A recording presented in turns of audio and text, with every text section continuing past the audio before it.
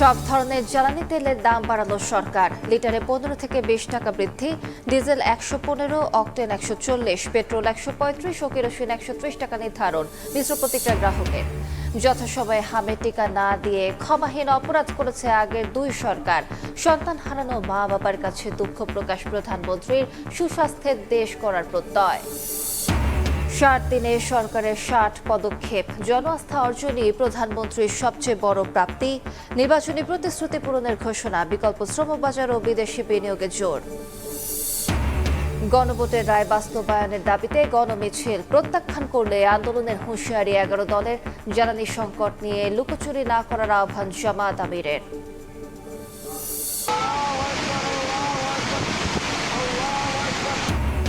কালবৈশাখী ঝড়ের সঙ্গে বজ্রপাত। 6 জেলায় প্রাণ গেল 12 জনের, আহত 5। হাওরে ধান কাটতে গিয়ে বেশিরভাগের মৃত্যু। পরিবারের শোকের মাতম।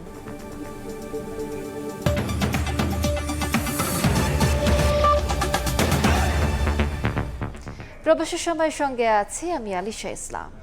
ইরান যুদ্ধের প্রেক্ষাপটে বৈশ্বিক সংকটের মধ্যে দেশের সব ধরনের জ্বালানি তেলের দাম বাড়ালো সরকার। লিটারে 15 থেকে 20 টাকা পর্যন্ত দর বাড়ানোর কথা জানিয়েছে জ্বালানি বিভাগ। শনিবার বিদ্যুৎ, জ্বালানি ও খনিজ সম্পদ মন্ত্রণালয় থেকে পাঠানো সংবাদ বিজ্ঞপ্তিতে মূল্য সমন্বয়ের কথা জানানো হয়। নতুন মূল্য তালিকায় 15 টাকা বাড়িয়ে প্রতি লিটার ডিজেলের দাম 115 টাকা নির্ধারণ করেছে সরকার। এছাড়া পেট্রোলে 19 টাকা বাড়িয়ে 135, অকটেনে 20 টাকা বাড়িয়ে 140 আর কেরোসিনে 18 টাকা বাড়িয়ে 130 টাকা নির্ধারণ করা হয়েছে। নতুন দাম রোববার থেকে সারা দেশে কার্যকর হবে।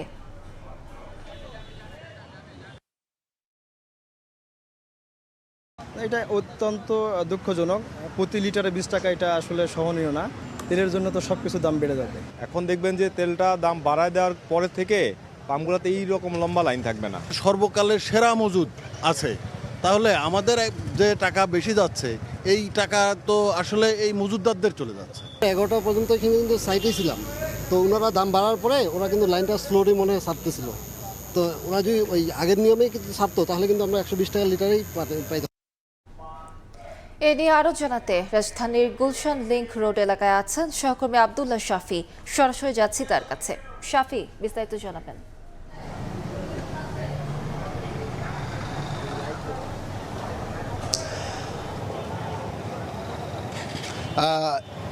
গুলশান লিংক রোডের আইডিয়াল ফিলিং স্টেশনের চিত্রটা আপনারা দেখতেই পাচ্ছেন যে 12টার পর থেকে যে লম্বা সারি ছিল সেটি কিন্তু এখন পর্যন্ত আছে, এবং লাইন যেটা রেশনিং পদ্ধতিতে 500 টাকার তেল করে দেওয়া হচ্ছে। এখানের যারা তেল পরিবেশক যারা আছেন, কর্মচারীরা তেল দিচ্ছেন, তারা বলছেন এখনও কিন্তু 500 টাকা করেই তেল দিচ্ছেন।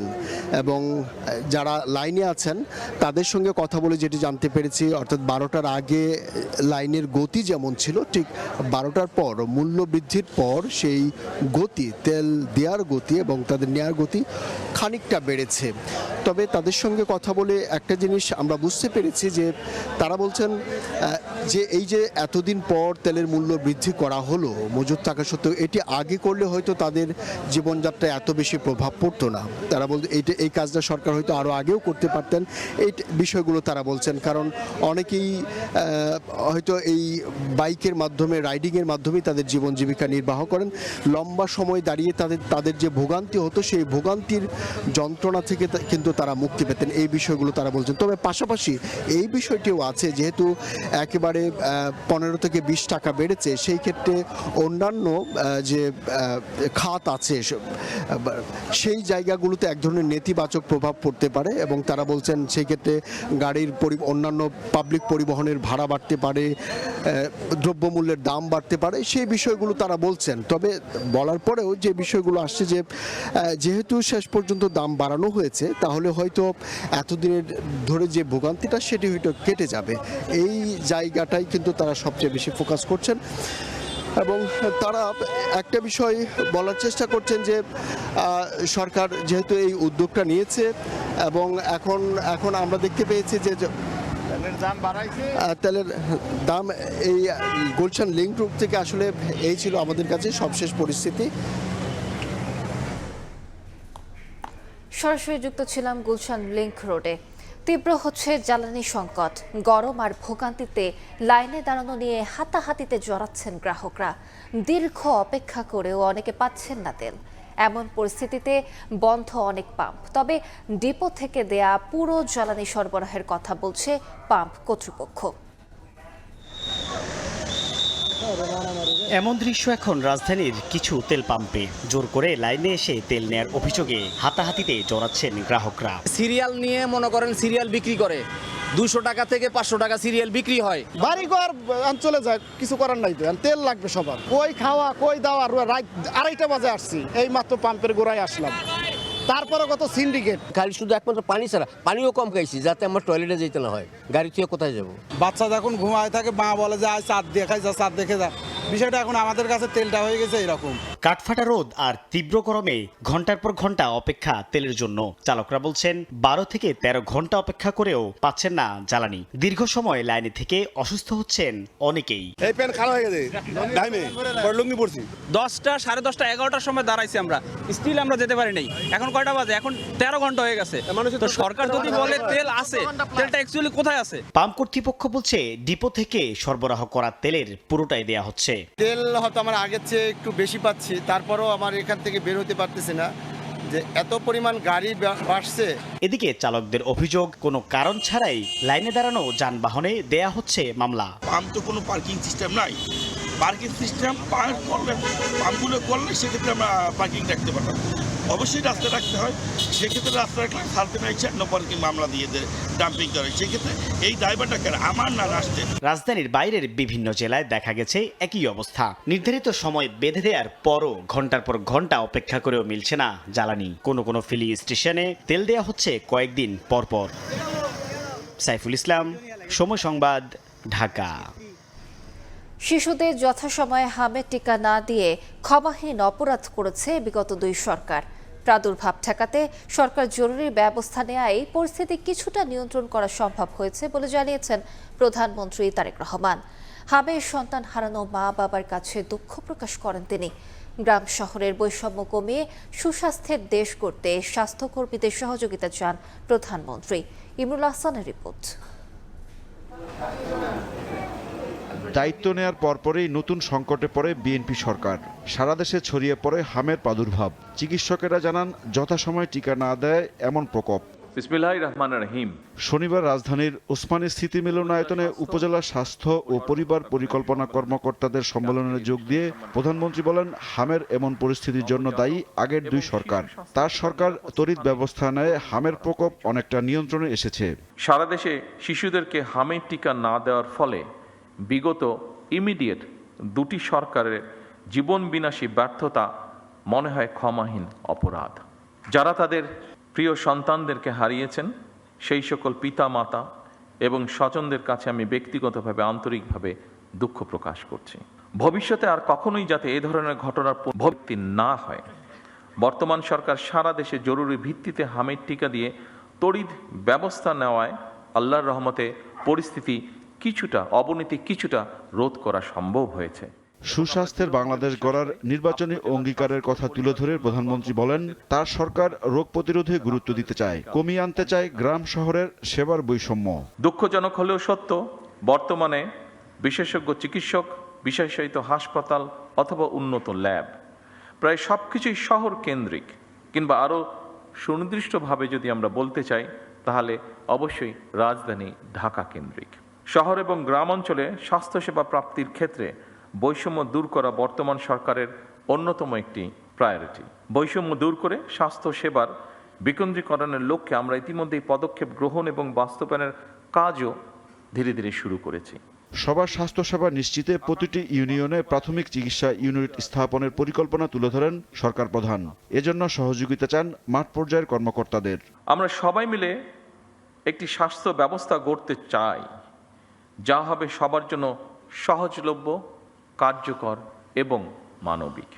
চিকিৎসকগণই কিন্তু সত্যিকার অর্থে মানুষের বিপদের বন্ধু। এটি আমার নিজের ঘর দিয়ে আমি বুঝতে পারি।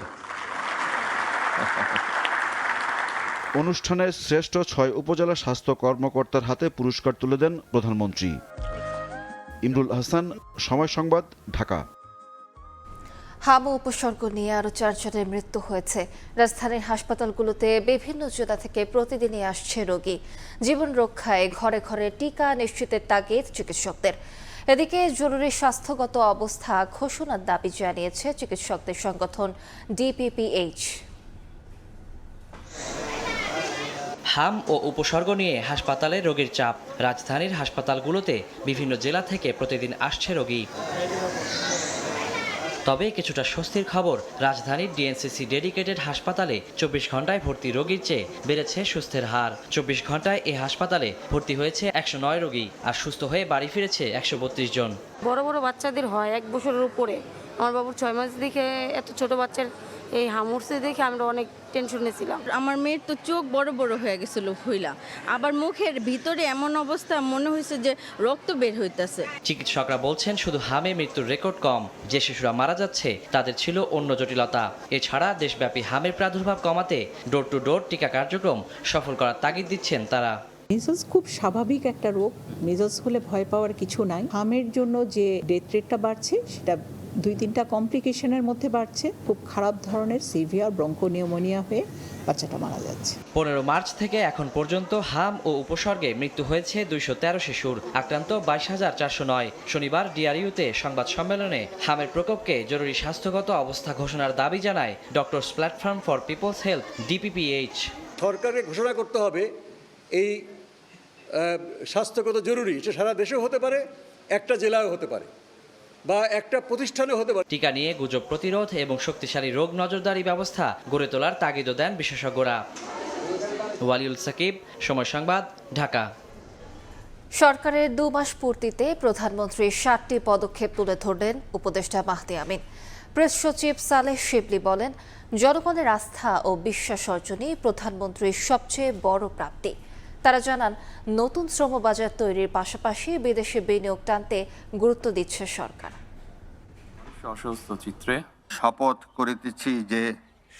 করিতেছি যে নির্বাচনের পর সরকার গঠনের 2 মাস, এর মধ্যেই সরকার তাদের নির্বাচনী প্রতিশ্রুতি বাস্তবায়ন শুরু করেছে। নির্বাচিত হওয়ার পরেই বেশ বেগ পেতে হয় মধ্যপ্রাচ্য যুদ্ধ পরিস্থিতি ও জ্বালানি সংকট সামনে এলে। এর মাঝেই 60 দিন অতিবাহিত হওয়ায় সরকারের 7টি পদক্ষেপ তুলে ধরতে সংবাদ সম্মেলনের আয়োজন করে প্রধানমন্ত্রীর কার্যালয়, যেখানে তারা দাবি করেন এই কয়েকদিনে সরকার জনগণের আস্থা ও বিশ্বাস অর্জন করতে সক্ষম হয়েছে। দেশ সেবা করার জন্যই দায়িত্ব গ্রহণ করেছেন। যে খারাপ কাজগুলো আপনার দুষ্ট লোকেরা করছিল, এগুলো কিন্তু তুলনামূলক অনেক কমে গেছে। আমাদের এই 60 দিনের সবচেয়ে বড় অর্জন, বাংলাদেশের জনগণ তারেক রহমানকে বিশ্বাস করেছে, তারেক রহমান বাংলাদেশের জনগণকে বিশ্বাস করেছেন। প্রধানমন্ত্রীর উপদেষ্টা ও কার্যালয়ের মুখপাত্র ডক্টর মাহদি আমিন বলেন, নির্বাচনী প্রতিশ্রুতি বাস্তবায়নে গুরুত্ব দিয়ে ফ্যামিলি কার্ড, কৃষক কার্ড, খাল খনন কর্মসূচি সহ বেশ কিছু পদক্ষেপ ইতিমধ্যে বাস্তবায়ন শুরু করেছে সরকার।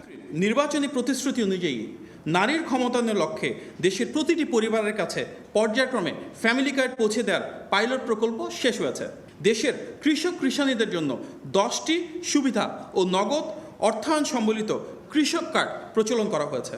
প্রায় 12 লক্ষ ক্ষুদ্র ও প্রান্তিক কৃষকের 10,000 টাকা পর্যন্ত ঋণ সুদসহ মওকুফ করা হয়েছে। সারা দেশে 20,000 কিলোমিটার নদী, খাল ও জলাশয় খনন ও পুনঃখননের উদ্যোগ নেওয়া হয়েছে। প্রধানমন্ত্রীর উপদেষ্টা জানান, মালয়েশিয়া ও ইউরোপ সহ বিভিন্ন দেশে নতুন শ্রমবাজার তৈরি এবং দেশে বিনিয়োগ বাড়ানোয় গুরুত্ব দিচ্ছে সরকার।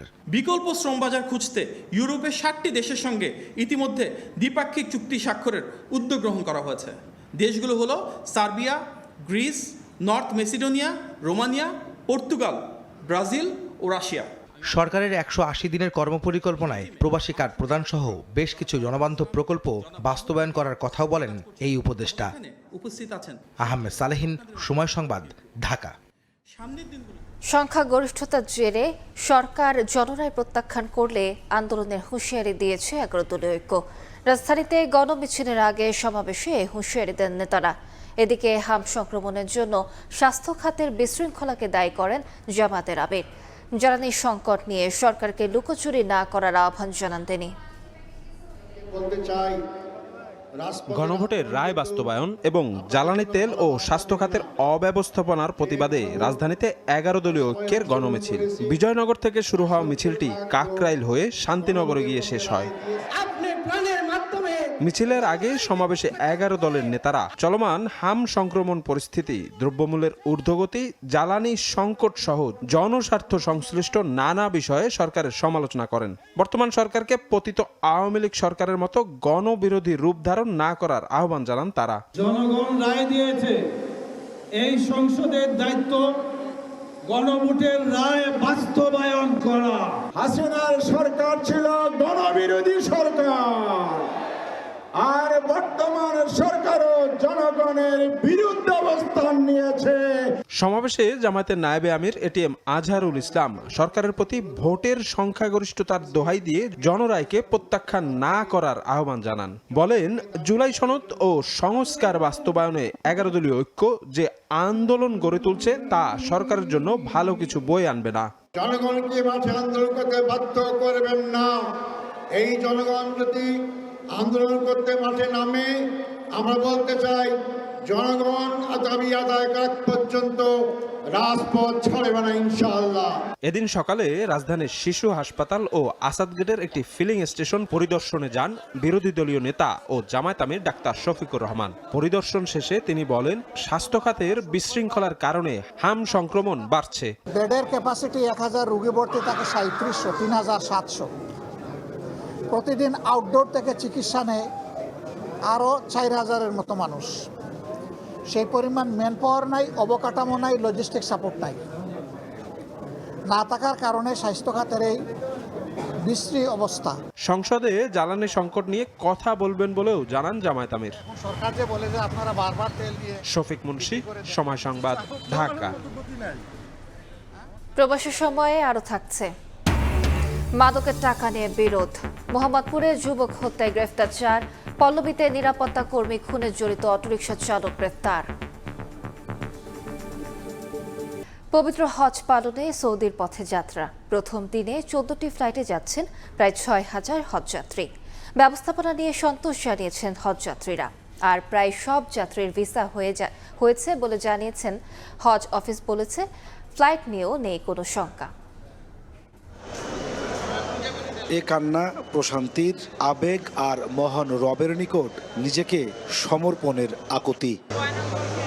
কুড়িগ্রামের ভুরুঙ্গামারী উপজেলার 65 বছরের কৃষক নওশাদ আলী সারা জীবনের সঞ্চয় খরচ করে যাচ্ছেন হজে। জীবনের শেষ ইচ্ছা পূরণের দ্বারপ্রান্তে আশকোনা হজ ক্যাম্পে তাকে বিদায় জানাতে আসেন প্রিয় স্বজন। আমরা দুজনেই হজ যাচ্ছি, ছেলের কাছে বিদায় নিচ্ছি। এবার সারা জীবনের এটা সাধনা পূরণ হওয়ার জন্য হজে যাচ্ছি। শনিবার 14টি ফ্লাইটে প্রায় 6000 যাত্রী যাচ্ছেন পবিত্র নগরী মক্কায়। মন আর এখানে নাই, আল্লাহ কখন পৌঁছাবে এই আশা করে আছে, আল্লাহ কখন নিবে আমি বুঝাইতে পারতেছি না। মানে আমার স্বপ্ন, আমি একটা স্বপ্নের জায়গা যাচ্ছি। জীবনের শেষ একটা ইচ্ছা যে যাতে আমি আমার হজটাকে আল্লাহ তাআলা কবুল করে। এবার ৭৮,৫০০ জন হজ পালনে যাবেন। ৭৮,৩০০ জনেরও বেশি যাত্রীর ভিসা সম্পন্ন হয়েছে। কোনো ঝামেলা ছাড়াই সব কাজ সম্পন্ন হওয়ায় সন্তোষ প্রকাশ করেন যাত্রীরা।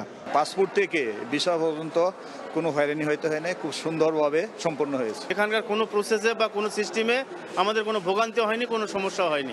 এবার সব মিলিয়ে 205টি হজ ফ্লাইট পরিচালিত হবে বলে জানিয়েছেন হজ পরিচালক। বিমানের শিডিউল বিপর্যয় কিংবা ভিসা জটিলতার কোনো শঙ্কা নেই বলে জানান তিনি।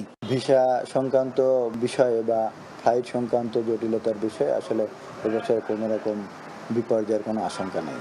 17 এপ্রিল থেকে শুরু হয়ে হজ যাত্রা চলবে 21 মে পর্যন্ত। নাজমুস সালেহী, সময় সংবাদ, ঢাকা। গভীর সমুদ্র থেকে মহেশখালীতে পাইপলাইনে তেল এনে সারা দেশে সরবরাহ করা হবে বলে জানিয়েছেন বিদ্যুৎ ও জ্বালানি প্রতিমন্ত্রী অনিন্দ ইসলাম অমিত। শনিবার কক্সবাজারের মহেশখালীতে স্থাপিত এসপিএম প্রকল্প পরিদর্শন শেষে এ কথা জানান তিনি। বলেন, 3 থেকে 6 মাসের মধ্যেই এই কার্যক্রম চালুর লক্ষ্য নির্ধারণ করা হয়েছে। প্রকল্পটি চালু হলে মাত্র 48 ঘন্টায় 1 লাখ টন তেল খালাস সম্ভব। কক্সবাজারের মহেশখালীতে খালি পড়ে আছে 6টি স্টোরেজ ট্যাঙ্ক। এগুলোর মধ্যে 3টিতে প্রায় 1,26,000 টন ক্রুড অয়েল ও বাকি 3টিতে 75,000 টন ডিজেল মজুতের সক্ষমতা রয়েছে। অথচ নির্মাণের 2 বছরও চালু করা যায়নি সিঙ্গেল পয়েন্ট মোরিং বা এসপিএম প্রকল্প।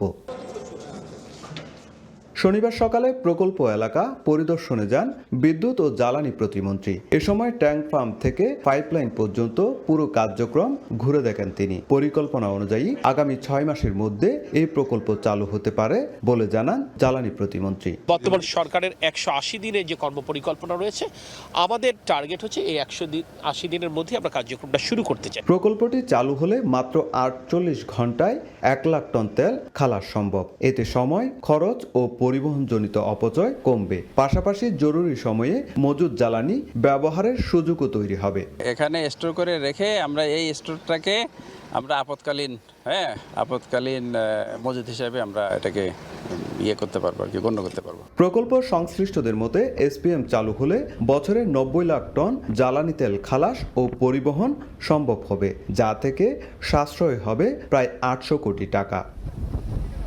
সুজাউদ্দিন রুবেল, সময় সংবাদ, কক্সবাজার। মধ্যপ্রাচ্য যুদ্ধের কারণে আটকে পড়া জাহাজ বাংলার জয়যাত্রার নাবিক ও ক্রুরা সবাই নিরাপদে আছেন। তাদের দ্রুত দেশে ফিরিয়ে আনা হবে বলে জানিয়েছেন নৌ পরিবহন মন্ত্রী। চট্টগ্রামে ন্যাশনাল মেরিটাইম ইনস্টিটিউটে প্রশিক্ষণার্থীদের সমাপনী কুচকাওয়াজে তিনি বলেন, জ্বালানি চ্যালেঞ্জ মোকাবেলায় সর্বোচ্চ চেষ্টা করছে সরকার। সুশৃঙ্খলভাবে পায়ের তালে তাল রেখে এগিয়ে যাচ্ছেন প্রশিক্ষণার্থীরা। মনোমুগ্ধকর কুচকাওয়াজে বিমোহিত অতিথিরা।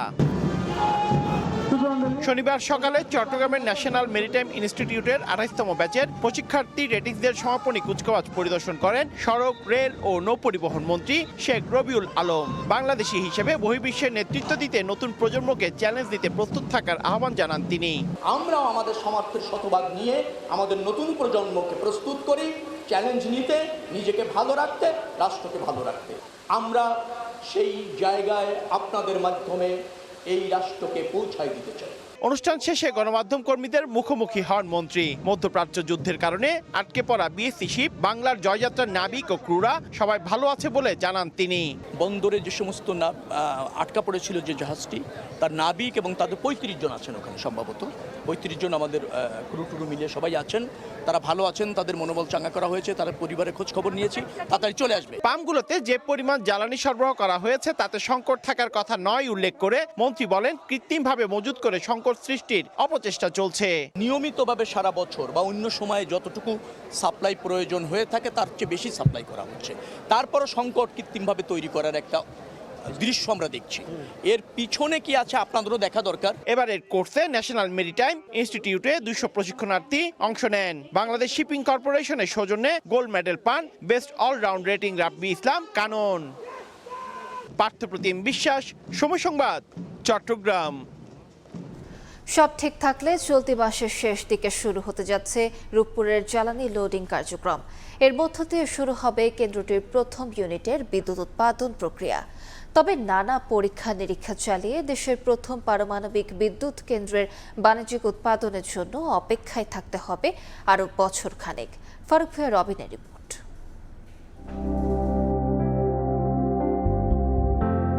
প্রায় 3500 কিলোমিটার দূরের রাশিয়ার নভোসিবিরস্ক থেকে রূপপুরে প্রথমবারের মতো পারমাণবিক জ্বালানি বা ইউরেনিয়াম আসে 2023 সালের সেপ্টেম্বরে। এরপর কারিগরি ও নিরাপত্তাগত দিক যাচাইয়ে দেশের প্রথম পারমাণবিক বিদ্যুৎ প্রকল্পটিতে বহু স্তরে চলে পরীক্ষামূলক কার্যক্রম। অবশেষে দেশে ইউরেনিয়াম আসার 2.5 বছর পর ফুয়েল লোডিং কার্যক্রমের আনুষ্ঠানিক অনুমোদন পেল রূপপুরের প্রথম ইউনিট। ফলে বিদ্যুৎ উৎপাদনের প্রক্রিয়া শুরু করতে থাকছে না আর কোনো বাধা। ইনশাল্লাহ সব দিকে ভালো আছে। একদিন তো দেখি নেই, অনেকদিন ধরে অবজার্ভ করতেছি, তারপর সবকিছু দেখলাম না এখন ঠিক আছে। আমরা রাশিয়ান লোকদেরকে ডেকে এনে তাদেরকে ভিও সেফটি বলে, তারাও ইন্সপেকশন করছে। নির্মাণ প্রকল্পের নীতি নির্ধারকরা বলছেন, চলতি মাসে শেষ দিকে শুরু হতে পারে রূপপুরের প্রথম ইউনিটে জ্বালানি লোডিং কার্যক্রম। তবে তার মানে এই নয় সহসাই রূপপুর থেকে মিলবে পুরোদমে বিদ্যুৎ। এ পর্যায়েও বেশ কিছু পরীক্ষা নিরীক্ষার আন্তর্জাতিক বাধ্যবাধকতার মাইলস্টোন পেরোতে হবে প্ল্যানটিকে।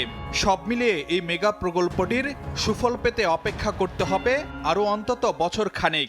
রিয়েক্টর থেকে যে গ্রিড পর্যন্ত এই যে প্রত্যেকটা ধাপে ধাপে প্রত্যেকটা যন্ত্রপাতি, ইনস্ট্রুমেন্ট ঠিক আছে কিনা রিয়েল টাইমে প্রত্যেকটারই অনেক ধরনের টেস্ট করতে হয়। তো এটা খুবই কেয়ারফুলি করতে, এই জন্য সময় নিতে হয়।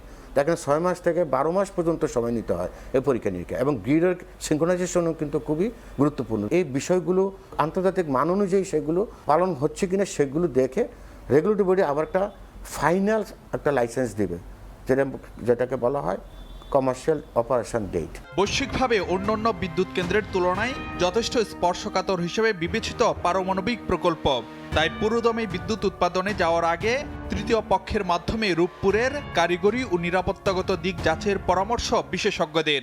আমরা যেহেতু রাশিয়া টেকনোলজি আমরা বসাচ্ছি, বিওসেফটি রোসাটমের একটা সাবসিডিয়ারি অর্গানাইজেশন, তো আমাদের রেগুলেটরি বডি খুবই নবাগত। এই যে লাইসেন্সিং প্রক্রিয়াটা যে আমরা লাইসেন্স দিচ্ছি, এটা যদি আমরা একটা থার্ড পার্টি দিয়ে যদি আমরা করতাম, আমরা ভেরিফিকেশন করাইতাম, রিকমেন্ড করতাম, তাহলে কিন্তু আরও শক্তিশালী হতো। প্রকল্প সূচিতে নির্ধারিত চালুর সময় পেরিয়ে গেছে অনেক আগেই, ফলে ব্যয়ও বেড়েছে আর্থিকভাবে। তাই বিলম্ব না করে দ্রুত চালুর পরামর্শ বিশ্লেষকদের।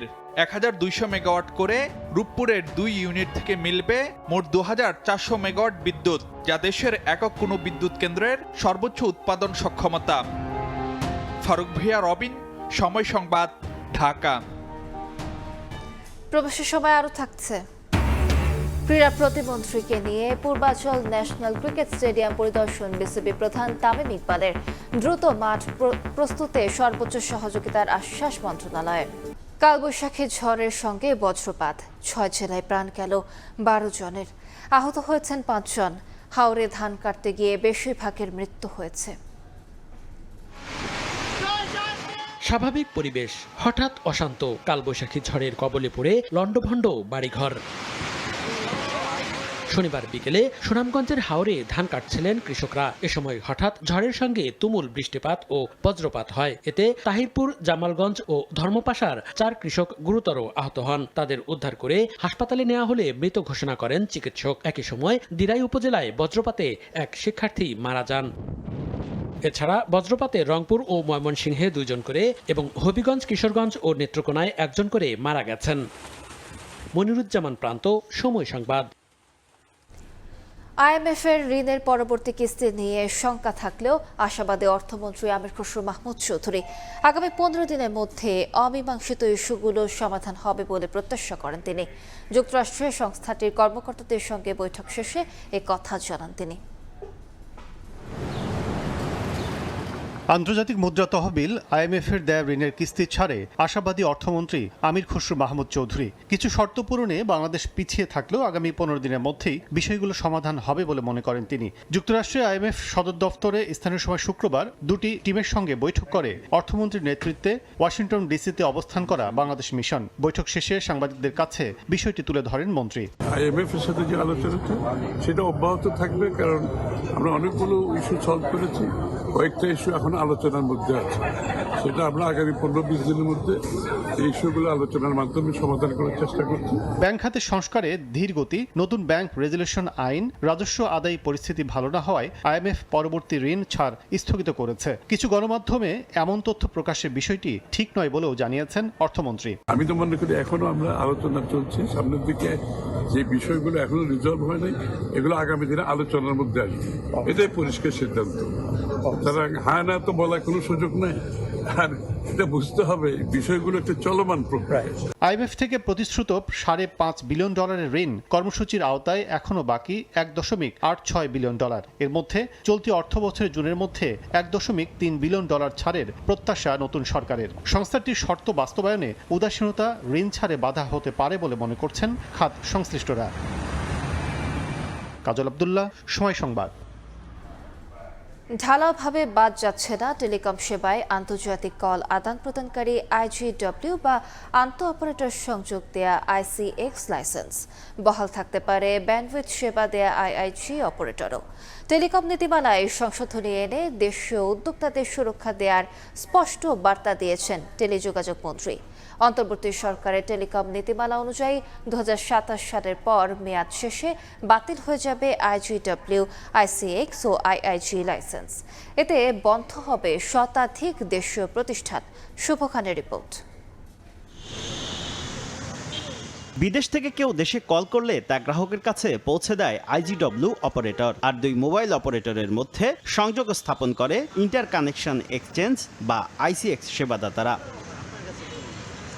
2007 সালের আগে টেলিযোগাযোগ খাতে অনিয়ন্ত্রিত আন্তঃসংযোগ, অবৈধ ভিওআইপি ব্যবহার এবং কল ডিটেল রেকর্ড গোপনের প্রবণতা বাড়ায়, বিপুল রাজস্ব হারায় সরকার। সেই প্রেক্ষাপটে 2007 সালের আইএলডিটিএস নীতিমালার মাধ্যমে নিরপেক্ষ ও কেন্দ্রীয় ইন্টার কানেকশন প্ল্যাটফর্ম হিসেবে আইসিএক্স লাইসেন্স দেয় সরকার।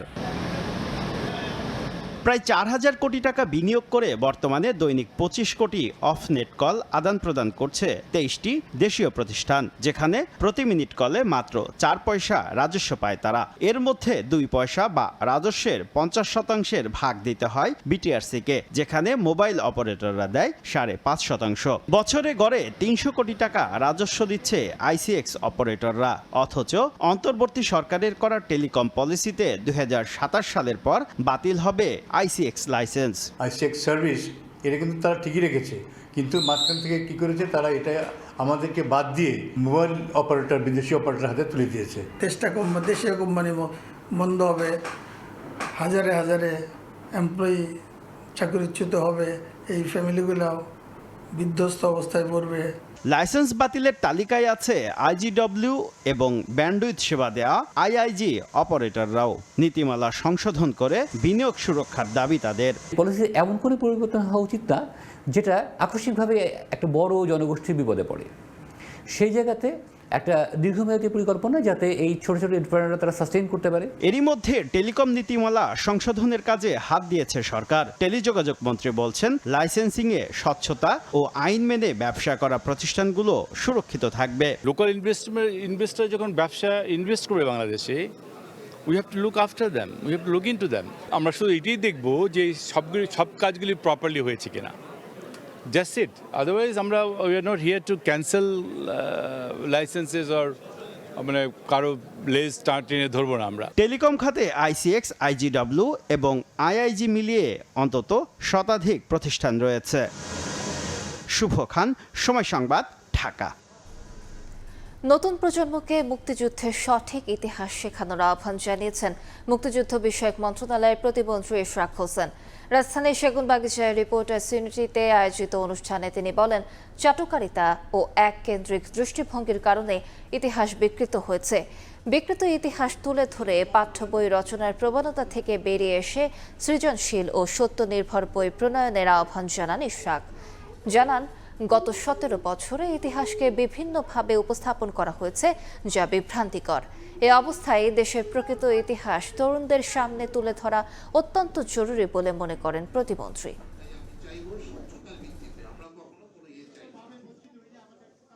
বিগত 17 বছরে আমরা দেখেছি যে কিভাবে চাটুকারিতা এবং তৈলমর্দনের জন্য বিভিন্ন বই পুস্তক লেখা হয়েছে, সেখানে ইতিহাসকে বিকৃত করা হয়েছে।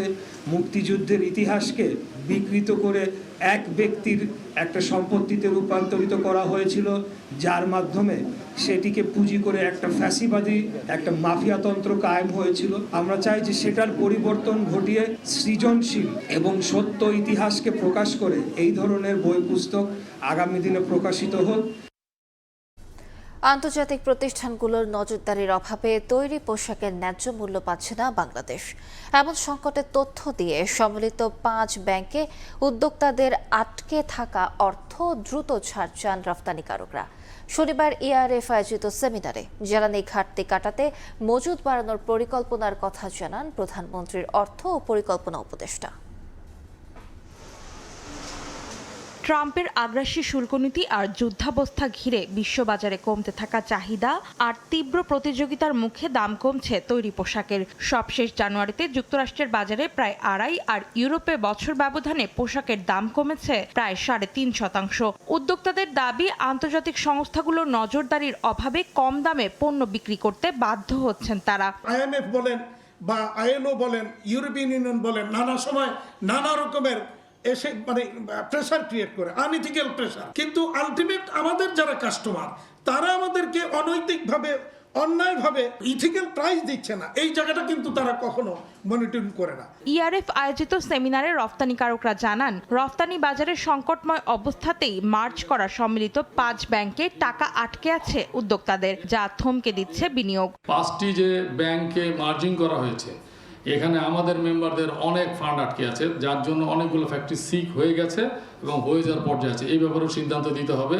যে তাদের যে প্রাপ্য, যে তাদের যে ডিপোজিট আছে, এটা যেন রিলিজ করে দেওয়া হয়, তারা যেন অন্য ব্যাংকে যেতে পারে, অথবা তারা থাকলেও যেন ওই ফান্ডটা ইউজ করতে পারে। অনুষ্ঠানে ঋণ নির্ভরতা কমানোর তাগিদ দেন অর্থনীতিবিদরা। জানান, ব্যাংকিং খাতে সুশাসন না এলে বাড়বে না বিনিয়োগ। ব্যাংকিং সেক্টর ঠিক না করে আমরা কোনোভাবেই বিনিয়োগকে আমরা চাঙ্গা করতে পারবো না। 13-14% যাকে নাকি আমি বলতেছি যে আপনি লোন নিয়ে বিনিয়োগ করেন, ওনাকে কত পার্সেন্ট লাভ করতে হবে 13% যদি ওনাকে যদি ঋণ নিতে হয়। সুতরাং এখানে আমাদেরকে অবশ্যই একটা সুশাসন এটা প্রতিষ্ঠিত করতেই হবে।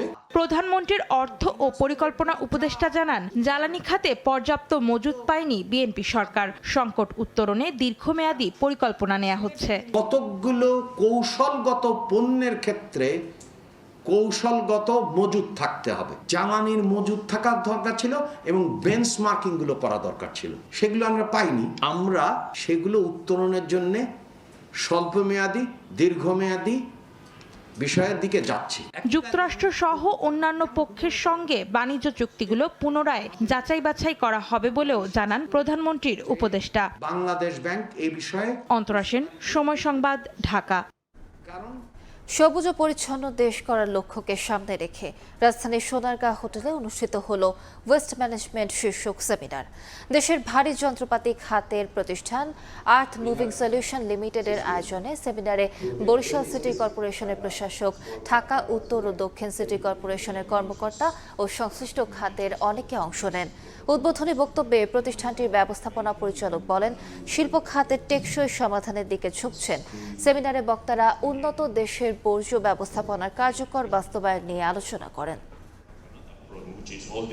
তার ভিতরে ময়লার ভাগাটা এবং এই কারণে মাদক ও টাকার বিরোধের জেরে মোহাম্মদপুরের চাঞ্চল্যকর আসাদুল হত্যাকাণ্ড বলে জানিয়েছে ডিএমপি। এদিকে পল্লবীতে নিরাপত্তা কর্মী হত্যায় জড়িত অটোরিকশা চালককে গ্রেফতার করেছে পিবিআই। সিসিটিভি ফুটেজে দেখা যায়, বুধবার রাতে রাজধানীর রায়েরবাজার ইটাখোলা এলাকায় রিপনের ওয়ার্কশপের সামনে আসাদুলের উপর ধারালো চাকু ও ইট দিয়ে অতর্কিত হামলা করে দুর্বৃত্তরা। এ ঘটনায় পুলিশ অভিযান চালিয়ে প্রধান আসামি আক্তার সহ 4 জনকে আটক করে। উদ্ধার করা হয় মোটরসাইকেল ও হত্যাকাণ্ডে ব্যবহৃত চাকু। শনিবার দুপুরে ডিএমপি মিডিয়া সেন্টারে সংবাদ সম্মেলনে জানানো হয়, মাদক ও টাকার বিরোধ নিয়ে পূর্ব শত্রুতার জেরেই হত্যা করা হয় আসাদুলকে। তার বন্ধুর মাধ্যমে এই গভীর রাতে এই জায়গাতে ডেকে আনা হয়, একটি জরুরি সলা পরামর্শ অথবা আলাপ রয়েছে, এরকম একটি তথ্য দিয়ে তাকে নিয়ে আসা হয়। তারপরে অতর্কিত তাকে হামলা করা হয়। মোটিভ হলো টাকা পয়সা এবং পূর্বের একটি মামলার জের। এদিকে রাজধানীর উত্তর পল্লবী আবাসিক এলাকায় কথা কাটাকাটির জেরে নিরাপত্তা কর্মী সালাউদ্দিন হত্যায় জড়িত অটোচালক সাগর শেখকে গ্রেফতার করেছে পিবিআই। এই বিষয়ে রাজধানীর 60 ফিটে উত্তর কার্যালয়ে সংবাদ সম্মেলনে পিবিআই এর পক্ষ থেকে জানানো হয়, সিসি ক্যামেরার ফুটেজ দেখে আসামি শনাক্ত করে 16 এপ্রিল রাত 2:30টায় সাগরকে মিরপুর 11 নম্বর থেকে গ্রেফতার করা হয়। তাকে নিষেধ করলো যে এখানে ঢোকা যাবে না। রিকশা চালক ভীষণভাবে ক্ষিপ্ত হয়ে কথা কাটাকাটিতে লিপ্ত হলো। একটা পর্যায়ে রিকশা চালক নেমে বেপরোয়াভাবে মারপিট শুরু করলো। তিনি অজ্ঞান হয়ে রাস্তায় লুটিয়ে পড়ে, যাকে আমরা পরক্ষণে রাতে 2:30-এ আমরা তাকে গ্রেফতার করতে সক্ষম হই। গ্রেফতারকৃতদের বিরুদ্ধে আইনি ব্যবস্থা প্রক্রিয়াধীন সহ পলাতক আসামিদের গ্রেফতারে অভিযান চলছে বলেও জানানো হয়। তথ্য থাকে তাহলে আমরা। আবু সাইদ নিশান, সময় সংবাদ, ঢাকা। দেশের বাইরের খবর, যুক্তরাষ্ট্রের নৌ অবরোধের পাল্টা হিসেবে ফের হরমুজ প্রণালী বন্ধ করল ইরান। দুদেশের পরবর্তী বৈঠকের দিনক্ষণ নিয়ে তৈরি হয়েছে ধোঁয়াশা। বুধবারের মধ্যে চুক্তি না করলে আবারও হামলার হুমকি দিয়েছেন ট্রাম্প। মধ্যপ্রাচ্যে চলমান উত্তেজনার মধ্যে প্রথমবারের মতো হরমুজ প্রণালী পার হলো একটি যাত্রীবাহী প্রমোত্তরী। জাহাজ চলাচল বিষয়ক ওয়েবসাইট মেরিন ট্রাফিক জানায়, আঞ্চলিক উত্তেজনার কারণে সমুদ্রপথে জাহাজ চলাচল ব্যাহত হওয়ায় গত মার্চের শুরু থেকে জাহাজটি দুবাইয়ে নোঙর করা ছিল। প্রায় 47 দিন সেখানে অবস্থানের পর এটি হরমুজ প্রণালী অতিক্রম করল। বাণিজ্যিক জাহাজের জন্য ইরানি কর্মকর্তাদের হরমুজ প্রণালী খুলে দেওয়ার ঘোষণার প্রভাব পড়েছে জ্বালানি তেলের বাজারে। ব্রেন্ট ক্রুড আর ইউএস অয়েলের দাম ব্যারেল প্রতি $90 নিচে নেমেছে। তবে এর পরপরই হরমুজ প্রণালী বন্ধের ঘোষণা দিয়েছে ইরানি ইসলামী বিপ্লবী গার্ড বাহিনী IRGC। যুক্তরাষ্ট্রের নৌ অবরোধের জেরে পাল্টা ব্যবস্থা হিসেবেই এ সিদ্ধান্ত বলে জানানো হয়। এর আগে সামাজিক মাধ্যম এক্সে দেয়া এক পোস্টে ইরানের পার্লামেন্টারি স্পিকার মোহাম্মদ বাঘের গালিবাফ বলেন, যুক্তরাষ্ট্র ইরানি বন্দরগুলোতে অবরোধ অব্যাহত রাখলে হরমুজ প্রণালী আবারও বন্ধ করে দেয়া হবে। তার ওই হুঁশিয়ারির পরপরই আবারও হরমুজ প্রণালী বন্ধের ঘোষণা দেয়া হলো। এদিকে আগামী সোমবার পাকিস্তানে যুক্তরাষ্ট্র ইরান পরবর্তী বৈঠক হতে পারে বলে ইরানি সূত্রের বরাতে জানিয়েছে মার্কিন সংবাদ মাধ্যম CNN। ওই কর্মকর্তারা জানান, আলোচনার জন্য দুই দেশের প্রতিনিধিদের রোববারই ইসলামাবাদে পৌঁছানোর কথা রয়েছে। তবে ইরানের সঙ্গে যুদ্ধ বন্ধে আগামী বুধবারের মধ্যে দীর্ঘমেয়াদী কোনো চুক্তি না হলে যুদ্ধবিরতি শেষ করার ঘোষণা দিয়েছেন মার্কিন প্রেসিডেন্ট ডোনাল্ড ট্রাম্প। বুধবারের মধ্যে সমঝোতায় পৌঁছাতে ব্যর্থ হলে ইরানে আবার বোমা হামলার হুমকি দেন তিনি। আমি জানি না যুদ্ধবিরতির মেয়াদ বাড়াবো কিনা, তবে তারা যদি চুক্তি না করে তাহলে দুর্ভাগ্যজনকভাবে আমাদের আবার বোমা ফেলা শুরু করতে হবে। ইরান তাদের সমৃদ্ধ ইউরেনিয়ামের মজুদ হস্তান্তর করবে বলে ট্রাম্প বারবার দাবি করে আসলেও তেহরানের বার্তা স্পষ্ট, যুক্তরাষ্ট্রের কাছে কোনোভাবেই সমৃদ্ধ ইউরেনিয়াম হস্তান্তর করবে না তারা। নিজেদের সমৃদ্ধ ইউরেনিয়াম দেশের বাইরে পাঠানোর বিষয়ে কোনো ধরনের সমঝোতা হয়নি বলেও জানান ইরানের পররাষ্ট্র মন্ত্রণালয়ের মুখপাত্র ইসমাইল বাঘেই। নাদিম মারজান, সময় সংবাদ। উপসাগরীয় অঞ্চলে সংঘাতের ধাক্কার সামনে পুনরুদ্ধারের পথে হাঁটছে সংযুক্ত আরব আমিরাতের অর্থনীতি। সেই পরিবর্তনের সঙ্গে তাল মিলিয়ে প্রবাসী বাংলাদেশিরাও ব্যবসায় নতুন কৌশল গ্রহণ করছেন। অনিশ্চয়তার ক্ষতি পুষিয়ে নিতে ক্ষুদ্র বিনিয়োগ ও খাত পরিবর্তনের মাধ্যমে নতুন সম্ভাবনা খুঁজছেন তারা। আমিরাত থেকে শিবলি আল সাদিকের রিপোর্টে বিস্তারিত। ইরান যুদ্ধ ঘিরে প্রায় 40 দিনের সংঘাত শেষে এখন পরিস্থিতি অনেকটাই শান্ত মধ্যপ্রাচ্যের দেশ সংযুক্ত আরব আমিরাতে। এতে সংঘাতের সময় ব্যবসায়িক অনিশ্চয়তায় থাকা প্রবাসী বাংলাদেশিদের মধ্যে ফিরেছে স্বস্তি। অস্থিরতার ধাক্কা সামাল দিতে প্রবাসীরা এখন ছোট ছোট বিনিয়োগের দিকে ঝুঁকছেন। ট্রাভেল, রিটেল ও সার্ভিস খাতে নতুন উদ্যোগ নেয়ার চেষ্টা করছেন তারা। নিরাপত্তা ও স্থিতিশীল পরিবেশ ফিরে আসায় ব্যবসায় আবারও গতি ফিরবে, এমনটাই আশা করছেন উদ্যোক্তারা। আমরা ইনশাল্লাহ আশাবাদী, খুব শীঘ্র ইনশাল্লাহ এই যে ঝামেলাগুলো ইনশাল্লাহ শেষ করে একটা সমাধানের পথে আসবে। এই সিচুয়েশনের কারণে আমরা একটু স্টপ ছিলাম, মোটামুটি এখন আবার আমরা মনে করতেছি যে আমরা আগে যেতে পারবো। আমরা আশাবাদী দুবাই আবারও ঘুরে দাঁড়াবে। অবশ্যই প্রত্যাশা আমাদের ভালো, আমরা ভালো কিছু করব। প্রবাসীরা বলছেন, আমিরাত এরই মধ্যে নিজেকে একটি নিরাপদ রাষ্ট্র হিসেবে প্রমাণ করেছে। তবে ব্যবসা পুরোপুরি সচল করতে বাংলাদেশ সরকারের সহযোগিতা জরুরি। বিশেষ করে বন্ধ থাকা ভিসা চালুর দাবি জানিয়েছেন তারা, যাতে নতুন কর্মসংস্থান ও বিনিয়োগের সুযোগ বাড়ে। মাননীয় প্রধানমন্ত্রী জনাব তারেক রহমান, ওনার কাছে আমরা আশাবাদী উনি যেন সক্রিয় ভূমিকা রেখে সংযুক্ত আরব আমিরাতের সরকারের সাথে একটা বৈঠক করে, যেন আমাদের প্রবাসী বাংলাদেশিদের জন্য অন্তত ভিসা ট্রান্সফারটা যেন অন্তত চালু হয়। স্থানীয় আরব নাগরিকরাও বাংলাদেশিদের বিনিয়োগে উৎসাহ দিচ্ছেন। তাদের মতে, আইন মেনে চললে আমিরাতে বাংলাদেশিদের জন্য সম্ভাবনার দ্বার উন্মুক্ত। আমিরাত সবসময় বাংলাদেশিদের আপন করে নিয়েছে। বাংলাদেশিরা যদি এখানে ভালো বিনিয়োগ করতে চান বা ইতিবাচক কিছু করতে চান, আমরা সবসময় তাদের পাশে আছি। প্রবাসীরা আশা করছেন কূটনৈতিক আলোচনার মাধ্যমে বিদ্যমান জটিলতা দূর হবে এবং রেমিটেন্স প্রবাহ আরও শক্তিশালী হবে। শিবলি আল সাদিক, সময় সংবাদ, সংযুক্ত আরব আমিরাত। পশ্চিমবঙ্গ বিধানসভা নির্বাচনে এবার নজিরবিহীন নিরাপত্তা ব্যবস্থা জোরদার হচ্ছে। রাজ্যটিতে নির্বাচনী ইতিহাসে প্রথমবারের মতো ২৫০০ কোম্পানি কেন্দ্রীয় বাহিনী মোতায়েন করা হচ্ছে। প্রতিটি কেন্দ্রের নিরাপত্তায় থাকবে অন্তত ৪ জন সদস্য। বিস্তারিত জানাচ্ছেন সুব্রত আচার্য, ক্যামেরায় ছিলেন বিশ্বজিৎ দাস। ভোট পড়ার হার ও ভোটার উপস্থিতি কিংবা ভোট বাক্স লুট, প্রাণহানি, নির্বাচন এলেই নানা কারণে আলোচনায় ভারতের পশ্চিমবঙ্গ রাজ্য। সবশেষ ২০২১ সালের বিধানসভা নির্বাচনে সহিংসতায় ৫৮ জনের মৃত্যু হয়। ৫ বছর পর আবার সেই বিধানসভা নির্বাচন। ২৩ এপ্রিল প্রথম দফায় ১৫২ আসন, ২৯ এপ্রিল দ্বিতীয় দফায় হবে ১৪২ আসনের ভোট। তাই নির্বাচন কমিশন এবার নজিরবিহীন নিরাপত্তা ব্যবস্থার দিকেই মনোযোগ দিচ্ছে। নির্বাচন কমিশনের তথ্য বলছে চলতি নির্বাচনে অন্তত ২৫০০ কেন্দ্রীয় বাহিনী মোতায়েন করা হবে। ৮০,০০০ ভোট কেন্দ্রে কমপক্ষে ৩ জন করে বাহিনীর সদস্য ছাড়াও থাকবে রাজ্য পুলিশ ও অন্য রাজ্য থেকে আসা নিরাপত্তা বাহিনী। নির্বাচনের কাজে ব্যবহৃত প্রতিটি গাড়িতে সিসিটিভি সহ বুথের ভেতর ও বাইরেও থাকবে নজরদারি ক্যামেরা।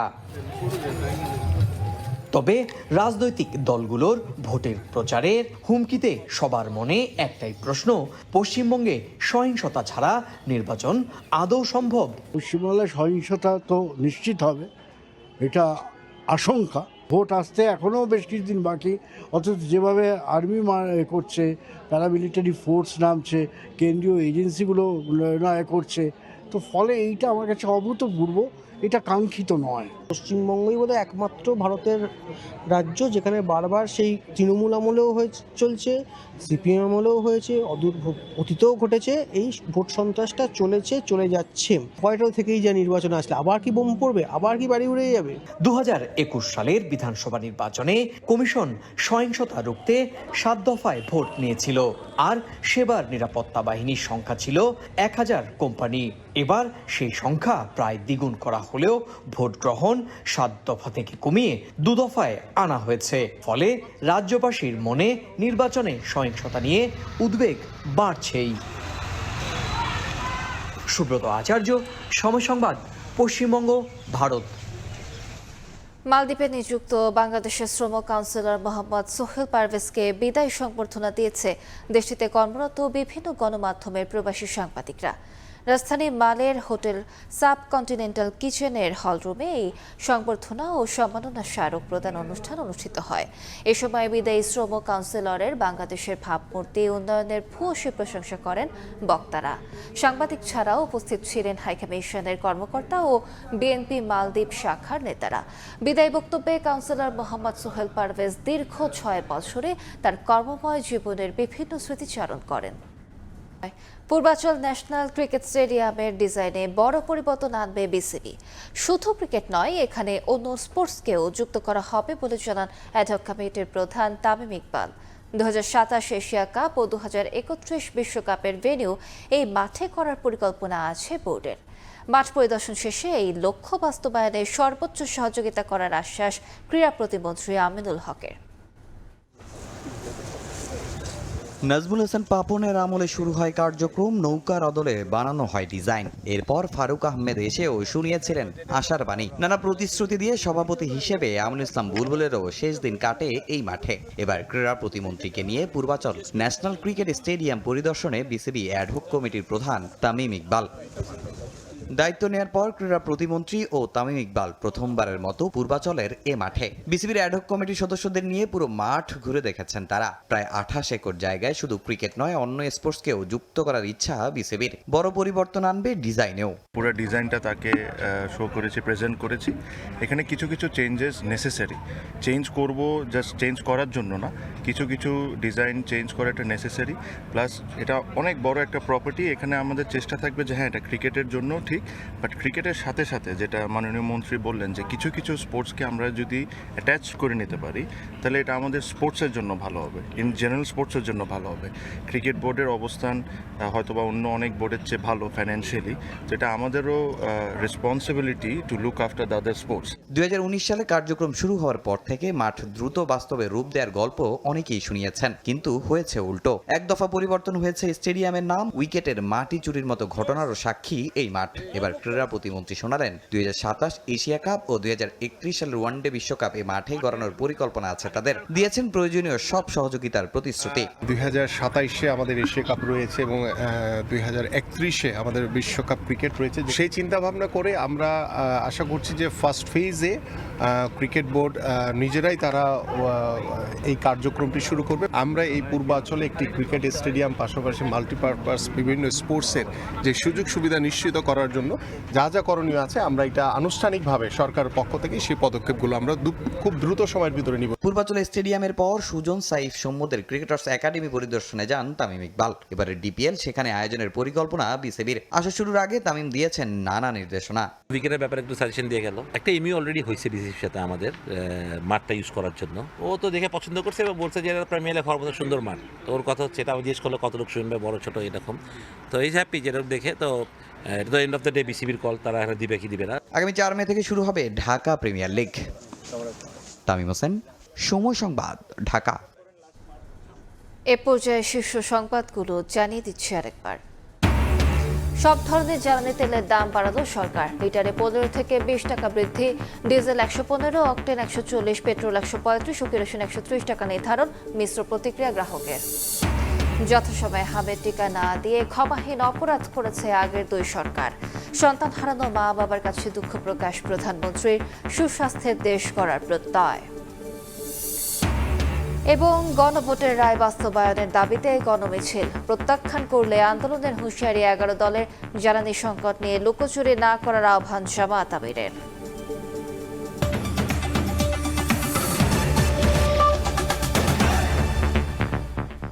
এই ছিল প্রবাসের সময়। সঙ্গে থাকুন সময়।